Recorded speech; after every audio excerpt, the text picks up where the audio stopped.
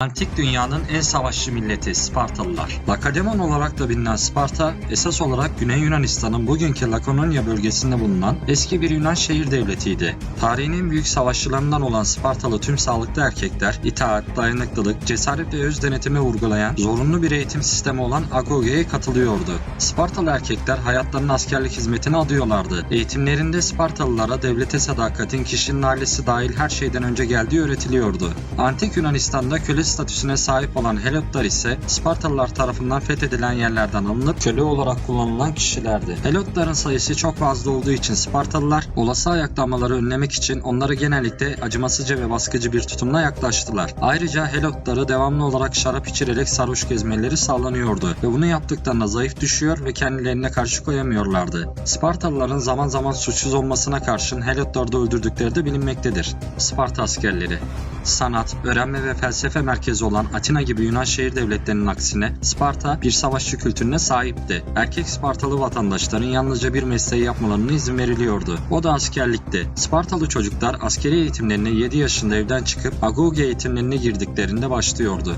Erkekler katı koşullar altında yaşıyorlardı ve devamlı olarak fiziksel yarışmalara maruz kalıyorlardı. Onlar oldukça az yiyecek veriliyordu ve diğer hayatta kalma becerilerinin yanı sıra yiyecek bulma konusunda yetenekli olmaları bekleniyordu. 20 yaşına basan tüm Spartalı gençler tam zamanlı asker olarak göreve başlayıp 60 yaşına kadar görevlerine aktif bir şekilde devam ediyorlardı. Yüksek liderlik potansiyeli bulunan gençler birincil amacı asayişi sağlamak ve Helot nüfusunu yani köleleri baskı altına almak ile görevlendiriliyordu. Yani günümüzün polisi gibiydiler. Savaşçı bir ırk olan Spartalıların sürekli bir disiplin halinde askeri eğitimler alması onları savaş yeteneklerinin artmasına ve neredeyse yenilmez olmalarına sebep oldu. Sparta'da hiçbir asker diğerinden üstün görülmüyordu. Savaşlara giderken tüm Spartalı askerler büyük bir bronz miğferi, göğüs zırhı ve ayak bileği korumaları giyer, ayrıca bronz ve tahtadan yapılmış yuvarlak bir kalkan, uzun bir mızrak ve kılıç taşıyorlardı. Spartalı savaşçıların uzun saçları ve kırmızı pelerinleri de ayırt edici özelliklerinden birisiydi. Spartalı kadınlar. Spartalı kadınlar alışılmışın üzerine bir özgürlüğe sahip olduklarından ötürü bir üne sahipti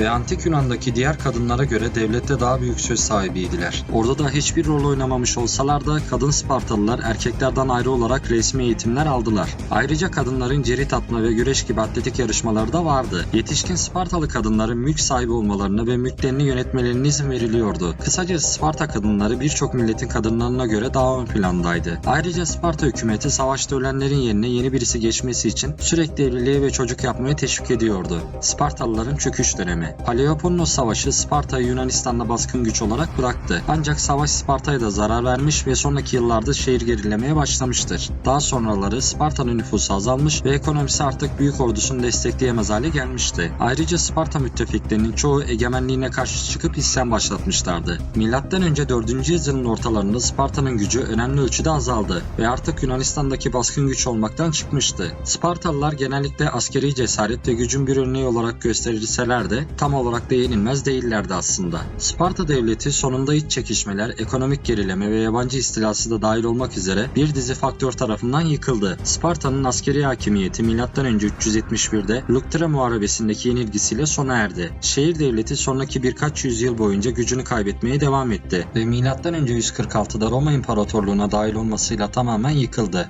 Antik dünyanın en acımasız imparatorluğu Ahameniş.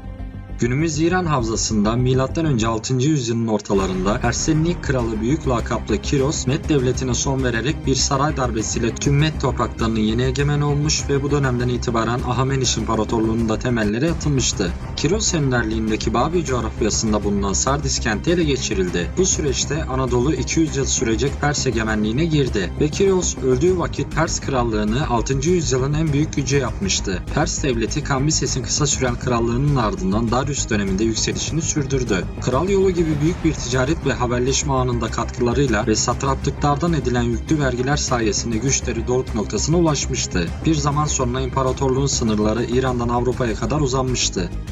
Tam 10.000 kişiden oluşan özel eğitimli seçkin askerler, savaş alanlarının korkutucu birlikleri, onlar Pers ölümsüzleriydi. Pers ölümsüzleri Ahameniş İmparatorluğu'nun en seçkin birlikleriydi. Sayıları 10.000 askerden oluşuyordu. 10.000 sayısının ne bir eksik ne bir fazlasıydı. Eğer birisi hayatını kaybederse yerine hemen başkası geçiyordu. O dönemde Pers ölümsüzleri ayrıca imparatorun da kişisel muhafızlığını yapıp hem savaş alanlarında hem de imparatorlarının yanında bulunuyorlardı. Ölümsüzler Ahameniş İmparatorluğu'nun piyade birlikleri olarak savaşlarda şok birlikleri olarak da kullanılıyordu. Eğer Ahameniş ordusu savaş içinde sıkıntılı bir duruma geldiyse ölümsüzler savaşa girip durumu tersine çeviriyordu. İsimlerinden dolayı sayıları hiç düşmediği için karşı tarafta onları görünce korkuyorlardı. Pers ölümsüzlerin en büyük avantajı korku salıyor olmalarıydı. Bir yandan psikolojik bir savaş veriyorlardı. Savaş alanında asla cansız bir ölümsüz askeri göremezdiniz. Çünkü yaralı olan hemen arkaya gönderilip savaş alanından çıkarılıyordu. Onun yerine de yeni birisi geliyordu. Bu yüzden sayıları hiç düşmüyordu Pers ölümsüzlerinin. Pers ölümsüzlerinin eğitimi. Erkek çocuklar 5 yaşından sonra bu özel birliğe girmek için eğitilmeye başlanıyordu. 5 yaşından itibaren seçilmiş çocuklar okçuluk, mızrak atmak ve ata binmek üzerine sıkı eğitimler alıyordu. Yabani bir ata nasıl bineceklerini öğreniyorlardı. Soğuğa, sıcağa, yağmura, kara dayanmaları için her türlü zorlu hava koşullarında eğitim alıyorlardı. Eğitim sırasında onlara kısıtlı yiyecek veriliyordu. Eğer yemeklerini bitirirlerse doğadan beslenmeyi öğrenmeleri gerekiyordu. Eğitimlerinin en önemli kısımlarından birisi kondisyon çalışmasıydı. Uzun saatler yürüyebilmeleri için özel eğitimler alıyorlardı. Ölümsüzler Birliği bu yüzden yorgunluk nedir bilmezlerdi. Kendi aralarında atletik yarışmalar düzenlenirdi. Avcılık üzerine de çok iyi bir bilgi sahibi olmuşlardı. Sadece fiziksel eğitim almıyorlardı. Karakterleri de bir o kadar önemliydi. Birliğe Pers dini öğretiliyor, Tanrı Ahura Mazda'ya saygı gösterilmesini isteniyordu.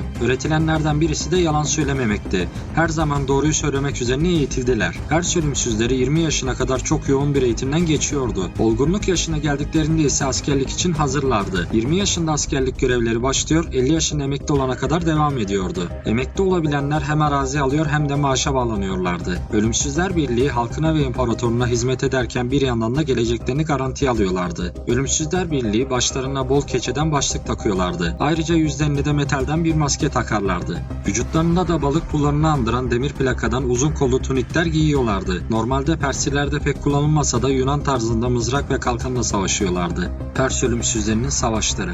Pers ölümsüzleri Darius döneminde de devam etti. Pers İmparatorluğu diğer devletler ile savaşlarında önemli bir rol oynamışlardı. Bu savaşçıların en önemli savaşı ise çoğumuzun 300 Spartalı filminden bildiği gibi Yunanlılarla yaptıkları Termopil Savaşı'ydı. Pers İmparatorluğu'nun düşüşü. M.Ö. 334 yılında genç Makedon hükümdarı Büyük İskender, günümüz Çanakkale Boğazı'nı geçti ve Pers İmparatorluğu'nu istila etti. Zekice planlanan ve gerçekleştirilen bir dizi savaş ile genç kral, Pers kralı 3. Darius'un ordularını yendi ve Pers İmparatorluğu artık tarihten silinmişti.